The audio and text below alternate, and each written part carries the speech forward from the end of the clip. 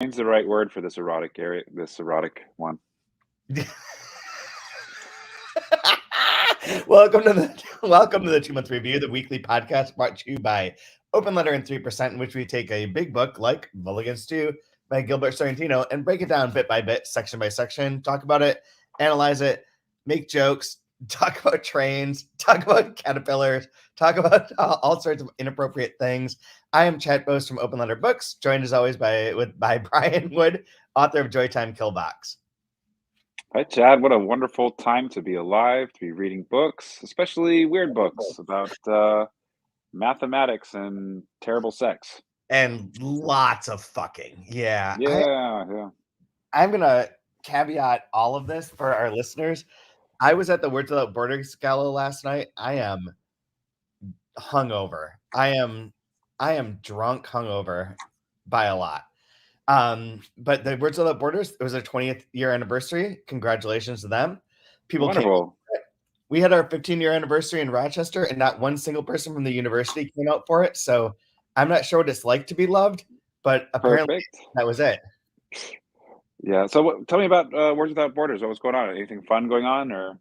Oh my God. It was it was a really nice night. Like they had like Merve Emre, the most popular, most important critic at this moment in time. She was the gala host, so she gave various presentations, but there was like a fun bit where they did like history, like essentially like fun fact questions from like the past, of which I could answer. I came pretty close on a number of them, but I wish we had done that for our 15-year anniversary. Maybe we still could. But like it was pretty cool. And they hung out. They had an after party where you dance, and they hung out with another guy with a Crying a Lot 49 tattoo, but his is reversed. It was a good time. It was better than Chicago when I was just on tour with Juan Gomez Barcena and Katie Whittemore, and in Chicago on the platform to take the train at 7 a.m. we got assaulted. Really? How so? This woman came and took Juan's bag and tried to throw it onto the tracks, and then kicked his backpack, and then kicked me, and then was screaming lots of insane things about how we took her electric scooter, how we've been sending her emails, like that we were talking so much shit about her, that I think Katie slept with her husband, but like there's like a bunch of like just she didn't care about Palestine. She didn't fuck about Palestine. We should go back home. She didn't give a fuck about them. She doesn't give a fuck about comic books. Okay. Sounds like sounds like your author got the real Chicago experience. It was just like they were stunned. They were stunned. They're like, they're like, don't make eye contact. Don't make eye contact. I'm like, yeah, that's fine. But if I'm not watching her, she's gonna push you into the train track. Like I have to be ready to do violence. I have to be ready. This is gonna be like the movie While You Were Sleeping, but no one's waking up. Speaking of sleeping and romance, how about this Mulligan Stew chapter? Look, this book just went off the rails this week, by the way. If you want to go with the train metaphor, let's extend it. This thing went off the rails. This is all over the place now. God. Yeah. Okay. So we go from page, what was it? 328 to 395 in the new edition, or 278 to 336 in the old one. And yeah, so to recap, our friend Anthony Lamott is writing a book. That book is about Daisy and Ned Beaumont, who she. All right, so we start off with chapter 9, a bag of the blues, and it's just this on and on and on and on about yearning for Daisy in the worst language possible. So I didn't know what this section was. I wrote in the sidelines, why is this? I put Americana via Fitzgerald, question mark. I couldn't figure this one out. Well, let's get through this second. I just want to just go through like the broad brushstrokes, and then let's circle back and then just kind of hit what we think. Okay. Does that work as a map for today? Yep. Okay. So we get that, and then we get his scrapbook of like his nonsensical answers to his minus one. One and that actually makes sense says, what is this thing called love? Some, however, must think of it as a baseball game on television and glaringly surrounding whatever. And then this is a great one. After that, we get his notebook where he's talking about what he's written, and it's really good. So I might have to rework my entire book because of how good this Daisy chapter was. And then the very next one is chapter 1 again, Fallen Lucifers, which was our the first one we read. And so we get the new Fallen Lucifers. Whale inside a whale. It's still really bad. And then we go back to the notebook again, and he, we'll talk about that where we start is he's questioning losing grip on reality. He reads more about people liking Red Swan, and it's highly literate, pornographic scene. We go back to Halpern's journal. Then we get the letter. Yeah, an amazing letter to your old friend Tony Lamont. And then we get to the recent studies in contravariant behavior processes and complex resolution. So we get this big old math section. Of nonsense. And then we go to Nameless, Shameless. Where there's a letter to Professor Roche first, which is really good. Yeah. And then we do Nameless, Shameless, which is the erotic stuff we're talking about. And then it ends with some more notebook stuff. Nameless, Shameless is really on point. that is the section. I could spend the entire episode just reading that section aloud of everything that I underlined. Well, we'll rush through these first parts, and then we'll rest on Nameless, Shameless if you want. Sure, whatever. Yeah. So the horrible writing part, the what is it, Bag of Blues? Yeah. I don't really I reading this, I honestly wasn't sure what was being imitated or mocked. Yeah, because I mean, throughout all of this, I'm getting the feeling that I could be wrong. I usually am, but there's almost like this disdain that Gilbert Sorrentino has with his contemporaries and a lot of the canonized literature. Oh yeah, for sure. Like very, very upset. I feel like he, in some ways, there's this way of writing it where he feels like he's on the outside looking in, and just kind of want to makes fun of the crowd that he's not a part of. Yeah. Which I think writing could be a great way of. I think there's to nuance that a little bit too. It's like making fun of the writing that is deemed popular, but is not necessarily good. Oh yeah. There's the movie. The Bag of Blues has this love of language to where it's similar to his pornographic parts, where it's you're so in love with yourself that it's so disgusting. You can't. It's to the point of being delusional. Yeah, I think lines let's have. I need more poetic in this love. If I'm going to write love, it has to be poetic, and so you get delightful damsels, haughty, laughing ladies, hidden ineffectually behind their burning blushes. Oh my God, so much. The use of alliteration and the purple prose and the. This is like the person in Infinite Jest who's losing their mind.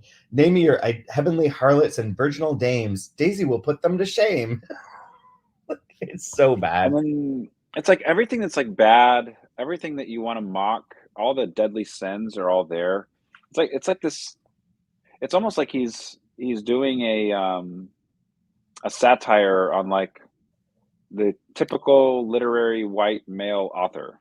Yeah. Where you take where if you have I know you don't like the word gaze, but the male gaze upon a woman and everything is going to be food related, right?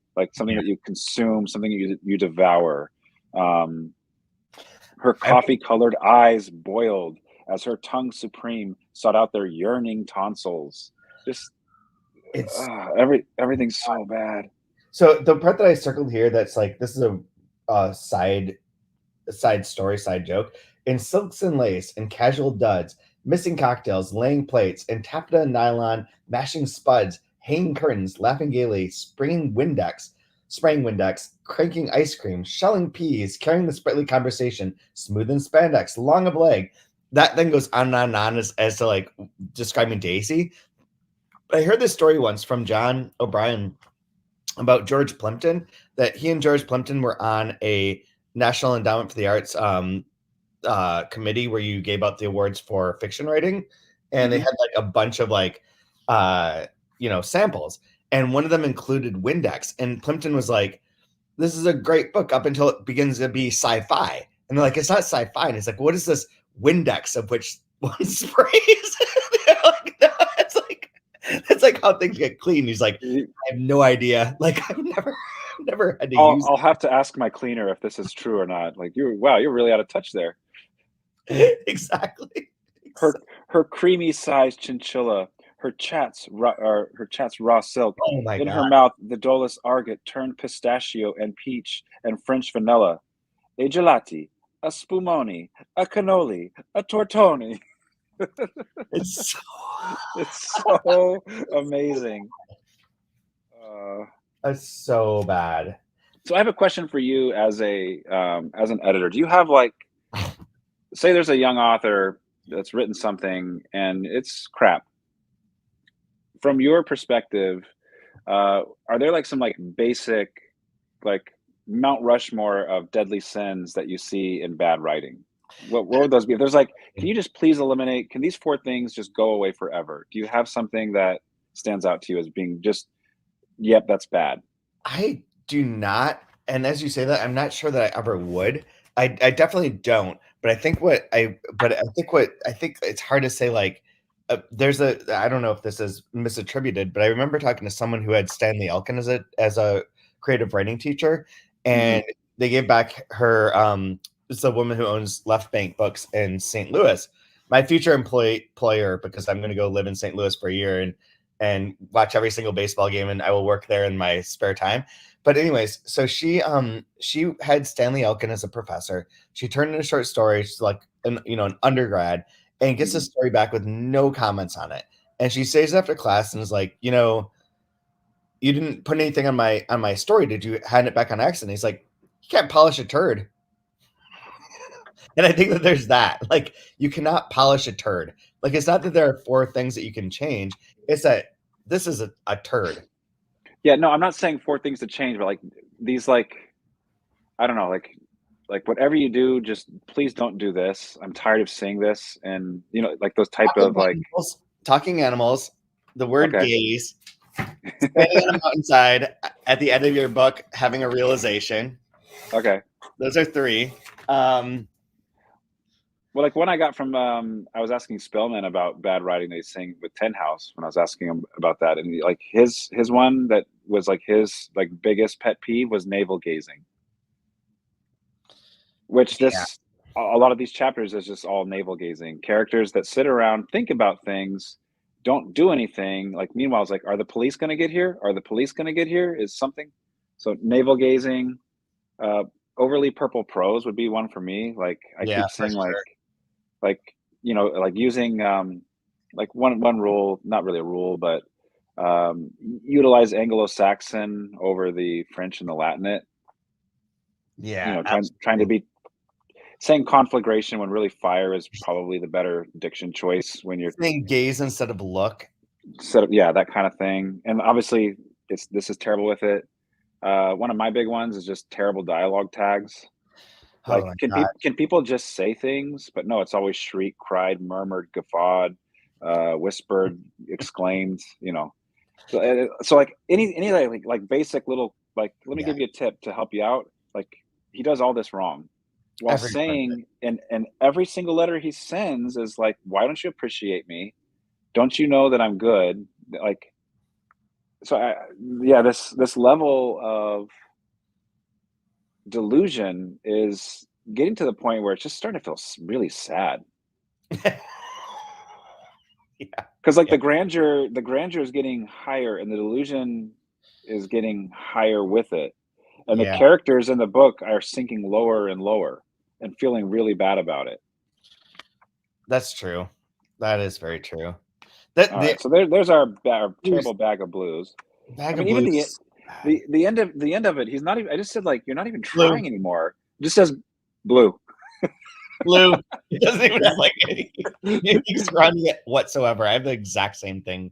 Can you not even try? Which like I'd really like to go from that to the Lamont's Notebook. Yeah. because at first he's like so proud of There we go. uh, bag That of couldn't for blue. a second. Yeah. Better as an alternative, the unrequited lover fits nicely into the plot to date. The chapter wrote itself. Like Yes. like what? Like he's so proud of himself that he like somehow took a plug and put it right to the center of the universe, and it He just touched the came out of the cosmos onto the page. You know, like no, it's a pile of shit. It's In so any event, a bad. tentative rewrite of Chapter 1, allowing Halpin to reveal 1, that he did murder Beaumont, and 2, that he is madly in love with Daisy, although she doesn't know it, and 3, that he murdered Beaumont partly because of his hidden love. Give it a try? I really like the absolute honest truth about blues is that it frightens me. Only a man losing his grip would talk or write this way. Yes, and you should be frightened by it. And, Yeah. like, even, like, when you read how terrible that chapter was, I love this idea of how to structure his novel. Perhaps blues after chapter 2 or make it chapter 1. Immediate setting of mood. Better yet, use a prologue. Prologue. Oh, It's like, how can we make this worst thing worse? It's like, oh man, Gilbert is a masochist. He is an it's so absolute masochist. It's beautiful. it really is so. Oh my god! Like this is the really like the best part of this part of the book sings in a lot of ways. With the exception of like the mathematical bit, I can't. I even the second time through, I don't like this. Like, I don't like reading this. Just made me realize like something really funny is going on here, and I'm not smart enough to get the joke. I So got some of the jokes, but right, most of it was straight over my head. same. My only expectation, and sorry for anyone watching this live that it's a little shaky cam, but I'm in my bed at this hotel, so everything's a little bit wonky. The only like way that I could frame it was that it's talking so much about like the people crossing the that old game of like there's two priests and a bull on a boat, and like how do you get the priest across the river without, and it's all about this like 3-person triangle sort of situation of movement, and then to have Nameless Shameless as like the porn one, as like is this like the opposite. Mathematics is all about like this recombination of like people and numbers and places, and now you got a different sort of recombination of numbers and peoples and places, but that's much dirtier. That's my best assumption. But yeah, it's a weird chapter. Like I don't get the jokes either at all. Does it? You think it connects at all with like if we jump before that to the Fallen Lucifer, his rewrite of Fallen Lucifers? I mean, we still have all of the pawns and the puzzles and the puzzles and the jigsaw puzzles There's so and many. putting the pieces together to make order out of chaos. And if you think of this as a a definitive postmodern work, uh, postmodern like to way oversimplify things like the frag like having too much information and the world becoming fragmented and chaotic and more tessellated and like you know what I mean. Yeah. And then the Absolutely. chaos of that mathematics where it's just like this is bizarre, this is bonkers, like math is getting weird. Where's the structure, where's the order, where is the meaning, where's the map of meaning? No. I This is want to madness. I want to save like bits of this for like the line of the week, but I also like I'm not sure that I could narrow it down to a line. But in his letter, so he gets this from his friend who this math paper is from, I believe, written by a Baroness de Lennox, her son or nephew, whatever it is. And she writes him a letter. She's been like a patron of the art. She gives him money, has given him money, has helped him out in the past. And he talks about like some of the people that they were all together with, like Lou Henry, Bert Kahane, Leo Kaufman, Guy Lewis. Those are all people that are in Imaginative Qualities of Actual Things, the Sorrentino book. So those are like the bad artists from the different book. But then he just like rips into her in a way I can't even. I fucking love every bit of this. Like this is so mean and so over the top. But the part that I think maybe might be most relevant for here is when he says, "Your information about my being an editor is wholly incorrect. I've always thought that editors are a bit on par with sink installers, pig raisers, and bedspread manufacturers. Noble callings all. Yet I am not an editor. Nor did I always want to be an editor. You speak, if you will forgive my fleeting crassness, like a baroness with a paper asshole. That is, you are full of shit. And then he also like he says, I'm not gonna read for $50, I'm not reading this stupid, pretentious article. The subject matter is far beyond my poor understanding. That is, I don't even comprehend the motherfucking piece of shit. Thanks for the offer. So goddamn good. I do have a question for you. So if we're talking about the idea of the author, kind of allowing his narrator to take shots at works of and styles and modes, what do you make of in his chapter "Fallen Lucifers" how he somehow shoehorns in? The Um, other I pretended in my interest towards giving my views, and a translation of Gypsy Midnight, Jorge Cabron's poetic novel about a panoramic canvas of South American family life under a dictator. I had always despised Cabron. there are two running jokes I have in relation to this book. One is that in his book he references Valencia, which I assume is like a different Valencia than Spain's Valencia. But I reread this piece in Valencia, Spain, and then Yeah, the parts about Latvia always crack me up. But yeah, that part is so funny because he includes like this terribly written book inside a terribly written book, and like so it's so whale inside a whale, to use a local um, idiom or whatever. I don't know what you call that, like a reference or yeah, like the an inside joke that's truly an inside joke, but like it does have like shit inside of shit. And like the part that he includes there, like up until that point, to be honest, that chapter's rewrite is so much better than the other ones. yeah. And It's that's the magic trick and like the genius of Sorrentino is that he's like, I have a bad chapter, I have to make it awful, but I have to make it better than one before because it's rewritten the third, fourth time. right. And so like the skill and the level and of writing that to like suspend these weird jokes, it's incredible. So good. But I notice he's playing off of like literary tropes and cliches. And so this cliche of South American family life under a dictator. I mean, how many books Every is one of that is that all that there is that we get translated into English?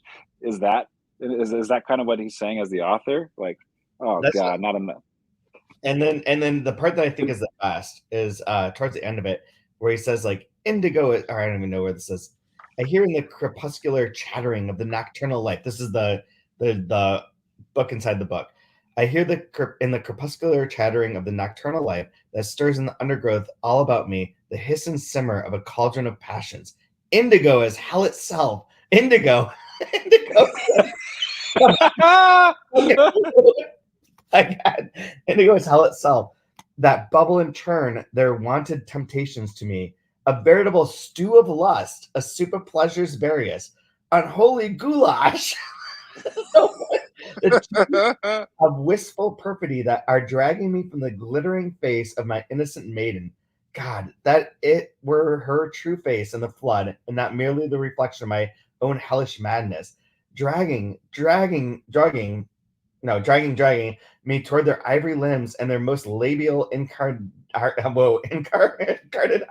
their gossamer apparel dropped in the arms of various underbrush that seems almost to turn away a blush, which is that's the beginning of 10. So like yeah, he's rewriting this chapter, but then in this terrible bit that's inside the terrible bits, it is referencing exactly what he's about to write.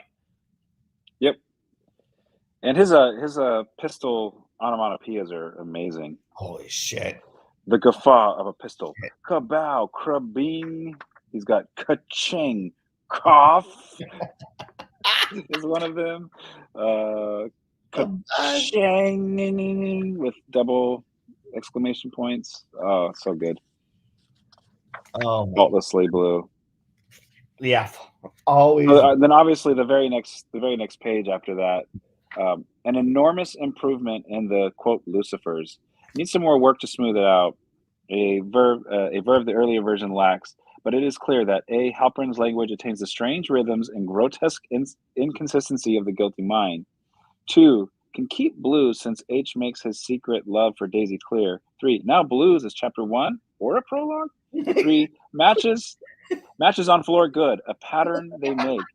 Also, the way the image works with the chapter title. Is Halpern insane? What kind of man uses such language? No, Halpern is not insane. You, my dear sir, very much dear reader. Yeah. Oh my god, the bit of like, then there's this section that's like a review of the Red Swan, which he gets from his sister. Terrible. That book sounds. This is another great trope where he's making fun of the literate, eroticism writing, which makes me think of, there's those awards where they give out bad sex writing. I was trying to find that right before I got online with you. I would have more, but It's typically like Joshua Ferris. It's just for whatever reason, it's oddly 100% white dudes is all you're gonna find on the bad sex writing. Yeah, it's about 99% of the time it's 100% literary white dudes like Franzen and Ferris and Elizabeth Gilbert was on one of them recently. Then I screamed as though I were being run over by a train, and that long arm of his was reaching up again to paw my mouth, and I bit into his hand the way a wounded soldier bites at a bullet. What? And train, what the fuck? Like, that train joke was just a joke, and like. Well, I don't mind mixed metaphors, but when you go from like James Frey biting to bullets, what's James Frey? Oh, here's James Frey. Holy shit! Okay, guys, buckle up. Spoiler alert, and also like trigger warning. I'm hard and deep inside her, fucking her on the bathroom sink. Her tight little black dress still on her thong, on the floor. My pants at my knees. Our eyes locked. Our hearts and souls and bodies locked. Come inside me. Come inside me. Come inside me. Blinding, breathless, shaking, overwhelming, exploding, white. God, I come inside her, my cock throbbing. We're both moaning, eyes, hearts, souls, bodies, one, white. God, come. I close my eyes and let out my breath. Come! I lean against her, both breathing hard. I'm still inside her, smiling. She takes my hands, lifts them, places them around her body. She puts her arms around me. We stay still and breathe. Hard inside her, tight, her warm, wet around me. We breathe. She gently pushes me away. We look into each other's eyes. She smiles. I feel really bad that you're in a hotel room. I hear the people outside my door were cleaning. I really hope the cleaning person got to hear that. Wow. They did. Trust me, they just heard it. They ceased. I don't remember it exactly, but there was one that was from a Franzen novel that was talking about someone longing for the taste of chocolate and instead getting meat or something. Like that was it's sweeter than you think. Best Sex Award, Franzen. It was so bad. Oh, it's so yeah. Freedom was nominated for the Bad Sex Award in fiction. They canceled this award, by the way, so it doesn't happen anymore, which is unfortunate. Oh, why? And I can't read anymore because I've used up all of my free articles. But yeah, it's always that. I remember the Friends one too, and it was about eating ass, and it was like something about chocolate and beef or something like. It was just like it was so that's like a Limp Bizkit song title. What are you doing, bro? You've never gotten laid. Poor Franzen. Poor guy. He's just trying too hard. So speaking of bad sex. So let's skip everything else because I have about 15 minutes before I have to. If somebody knows about math, though, I thought the solution, surely we may say of it that in Salvatore Magli's perfectly balanced expression of instantaneous momentum, like ER9 over I pi equals ERA. Is this a baseball joke? I don't think so. Error 9 over something pi equals earned run average. Oh, you're right. I think because there's all the baseball references before, and I was curious if this is like taking the box score of a baseball. Because what position is 9 in the? Does yours say ER9 over pi? Mine says IN, and that might be. Mine has I and pi. Oh yeah, that's right. Is what it is. Yeah. Yeah. But what's the 9th position in baseball? If you Well, do a errors over baseball 9 would score. be errors over 9 innings. Oh, got it. Okay. Otherwise, it's left. It's right. Yeah, left field. Right.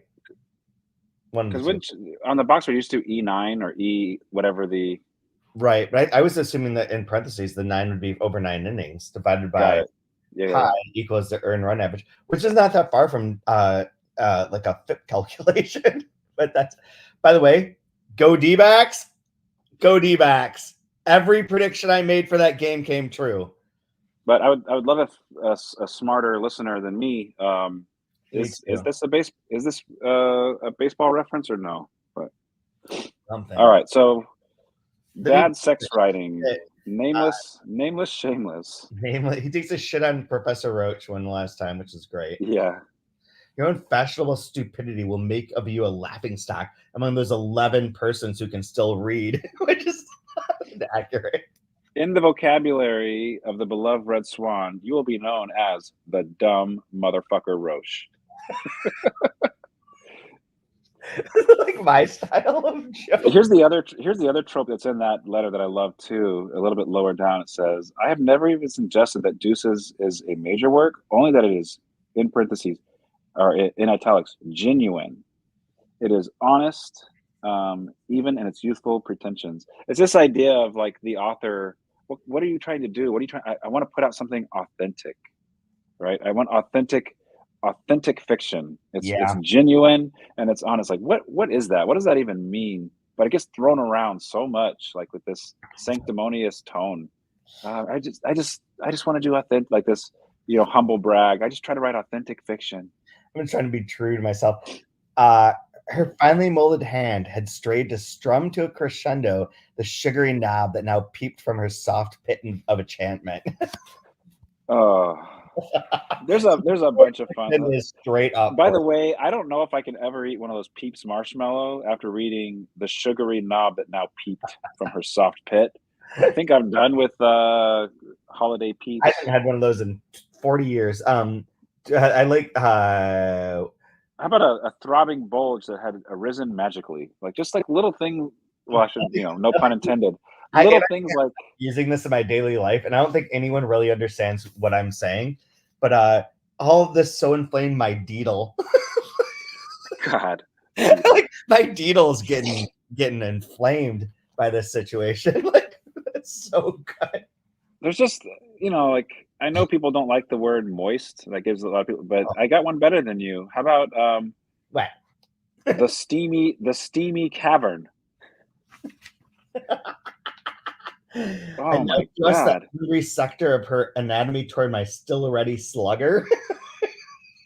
There's a baseball reference. Drove down that weapon deep inside Madame Delamont's scorching Shangri-La. Scorching Shangri-La. And there's also there's these wonderful callbacks that he keeps doing, because before he was talking about poetry and we got some references to Sappho. And then here, being played in homage to the fabled Isle of Lesbos. I plunged to the hilt of sapphic perspiration, so there's callbacks to things earlier, right? Yep. I plunged to the hilt of my towering Charlotte Russe into her waiting honeydew. Oh, there's honeydew, there's cantaloupes. We're back to the food thing again. Oh my God. Her other hand softly tickling the engorged pom-pom that it sported handsomely. I could not stop laughing reading this. I tried my best not to text you any of the things. I was like, this is so goddamn good. So goddamn good. Sink a finger into the delight of Marquis de Sade that peeked out from his richly spent lace. Oh my God. Twisted pretzel like they writhed. They groaned. They swore sizzling oaths of deathless lust. I love it. Blistering. Deedle is exactly the term that I needed for my life. Like I've been waiting for deedle for years. Or how about just like we talk about like how bad adverbs are, and keep them out of your right. Daisy feasted juicily on the chubby mound. Oh my God. Feasted juicily. Ugh. Oh, God. Forbidden places with a look so flamy that I quaked with lust. It's so purple. It's so over the top. I don't want to give away my favorite ones because I have them as marked as a line of the week. Wait, do I have more than one? I do. Oh, I do. Ooh. I like. Oh, okay. So deedle. All this so inflamed my deedle that the languorous Madame Coriendo, who had been reclining on a rug of yellow ermine, spying it, lurched famished next to me and crushed her body, intoxicating with the sense of musk and mint and marshmallow, resplendent burnt cinnamon, nicey naughties that served to increase the splendor of her smoking charms against mine. What a nonsense sentence. It's so bad. Like I've had a running gag for a while. That's not entirely a running gag, just pretty much a running gag that I could write fucking porn. Like I could write monster erotica, and I've told people I do, and then I sell it and I make money and I have a pseudonym, and that may or may not be accurate. Like let's just leave that as like a possibility. But like this makes me more confident in my ability to write real porn. So here's our grand illusion, right, that we've been talking about and how he's losing his grip. So Lamont's notebook. There must be poetry. The vulgar can be heightened no end, no end. Yet, is there not an essential vulgarity to it all? Is this not the obligatory sex scene that has become a necessity in all modern novels? Whether it is or not, it is a success. So it's like the delusion of overconfidence. And then like 2 paragraphs later, how could I not have realized that the Baroness must know Roche or even Trellis? Like it's like his paranoia and his overconfidence are so heightened. He goes back to define the throbbingly erotic poems of Emily what's her name. So I looked up the erotic poetry of Emily Dickinson, and oh man, it's funny. Yeah. I'd never read the erotic poems of Emily Dickinson, but I'll give you one from a Huffington Post article I found. And this author, this is talk about bad writing. This author of the article said, "Caution: do not try reading these at home alone. You may need a romantic partner or an electric device nearby." God. Oh man. My God. Let's see if I can find one. This one is called Wild Nights. Wild nights, were I with thee, wild nights should be our luxury. Futile the winds to a heart in port, done with the compass, done with the chart. Rowing in Eden, ah, the sea, might I but more tonight in thee. Oh my God, that's I'm horrible. gonna more in that tonight. Let me tell you. And I know what I'm saying in my next pillow talk session. I can't ever get out of my head that every Emily Dickinson poem can be read to the song of Gilligan's Island. Sure. That one. Dun, dun, dun, dun. I circled at the end of this of his excerpt from Rayon Violet, where at the very end just says, "We can have a salad." That is, but good, dear God. Yeah. Dear God. Yeah, which it kind of makes you wonder too. I mean, with Rayon Violet, like it's hard not to take it as a euphemism, but yeah. And so then we end with this thing with Lamont's scrapbook and this dude, Anthony. He calls him Anthony Lamonti, but he's like trying to sell him some scam or something. So I'm curious how that's going to end up. He's been getting these scams by mail all the time. Like it's so funny by mail. It's so funny that that's the joke. But also like this one reminded me of Gravity's Rainbow, because Gravity's Rainbow has a bit that like everything is shit and they go down the toilet, like money, capitalism, war, all of it is shit. And in this, he's like, you know what we could do? We can just get the coins that people shit away out of the sewers in like a major metropolis. I won't tell you which one, but New York City. And New York City's a good one. We'll hire people to get all the money out of the shit, and you'll be golden. And that feels like a metaphor for the whole book. That's like the thesis of the whole book, is that out of the shit there is gold. But like it is really interesting, like as a plot point, that he's constantly being constantly being talked to by these scammers. Well, let's try this. Try this on and just tell me what you think, and we'll get out of here because I know you got to check out. Um, at first, it was amusing, but with this letter, it becomes annoying. The blatant attempt at swindling me is too much, Anthony Lamonti. Yet the language is fantastic. Perhaps I can reproduce it for one of my characters later on. Change the name? Oh my god, I fucking love this book. So are we supposed to take that Anthony Lamont is just a swindler and a charlatan, Yeah. right? Right? This is amusing, Like- but now it's become annoying. It's a blatant attempt at swindling me. And what has this book been? Oh, this is amusing. This is really annoying. I just feel like someone's trying to get something over on me here. What is this? It's exactly what we've been reading this whole time. Exactly. Him and his deedle. Deedle, such a good word, man. All right, if you have your line, what's that? I have my line of the week ready right here. It's not even Hit the it. full sentence because the sentence is too long. My rampant horsey, still proud as the staff on which Old Glory flew, that fateful dawn on which our nation's stirring anthem was indicted, was held and lovingly performed on by the shining daisy as she lay before me, straining like a thoroughbred, her pounding mango framed in sight. Can't go on. Oh my god. Sunny down, her superbly crafted thighs tattooed with dainty lengths of insubstantially delicious scraps that gently pinched the glossy tops of the navy sureness that caressed her legs. that was my if that's the bad sex one that I think. All right. How about BP's feature review of The Red Swan by Dermot Trellis? Introduction by Vance Whitestone. We're at the very end of his review.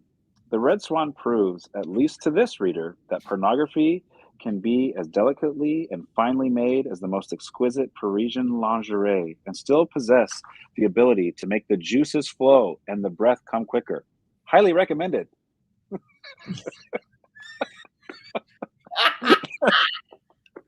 Oh man. Love it. So that's all for this week. Next week we go up to, we're almost done. We have 2 weeks left.